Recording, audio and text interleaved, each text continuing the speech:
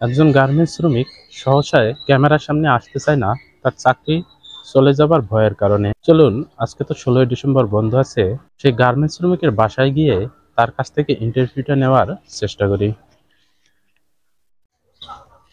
Hello বন্ধুরা, আজকে আমি আপনাদের এমন একজন গার্মেন্টস শ্রমিকের সাথে পরিচয় করিয়ে দিতে যাচ্ছি। সে গার্মেন্টসে দীর্ঘ 4 বছর ধরে চাকরি করে। সে কত টাকা বেতন পায়, কি করে অপারেটর হয়েছে, বিস্তারিত থাকবে এই ভিডিওতে। তার জীবন কেমন করে চলছে এই সামান্য টাকা দিয়ে, কথা এই ভিডিওতে আপনি জানতে পারবেন একজন গার্মেন্টস শ্রমিকের জীবন কতটা কষ্টের। আরে আমার কেউ ছবিতে দেখে মনে করবেন না যে আমি গার্মেন্টস চাকরি করি।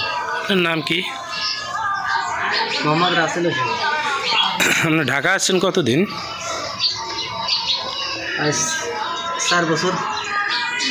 4 বছর। আর আপনি এখন বর্তমানে কি পেশায় নিয়োজিত আছেন?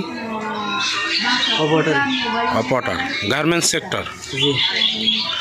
অপারেটর হতে আপনার কতদিন লাগছে? আমি 3 বছর হেল্পারি করেছি আর এখন এই 1 বছর। 1 বছর অপারেটর। আপনার হেল্পার থাকা অবস্থায় বেতন ছিল কত?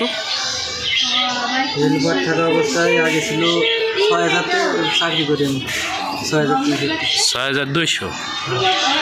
6,200 টাকা দিয়ে একটা মানুষের চলা তো খুবই কষ্টকর হয়েছে। তারপরে এখন এই যে হেল্পারের 12,500 টাকা বেতন হয়েছে।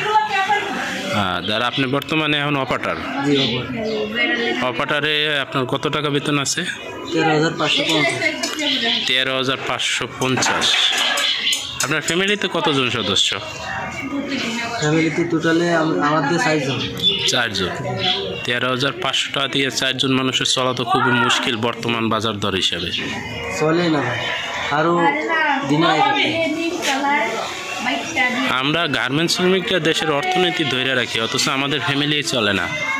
আজকে 16ই ডিসেম্বরের কারণে গার্মেন্টস ফ্যাক্টরি বন্ধ, যার কারণে এই গার্মেন্টসে কাজ করা ভাইটি মাটি দিয়ে খেলনা বানাচ্ছে তার ছেলের জন্য। বন্ধুরা দুঃখিত, এখানে সাউন্ডের বদলে একটি গান চলে আসছিল, যার কারণে নিজে ভয়েস করে দিতে হচ্ছে। এখন আপনাদের কাছে অনুরোধ রইল ভিডিওটি শেয়ার করে সর্বত্র ছড়িয়ে দিন।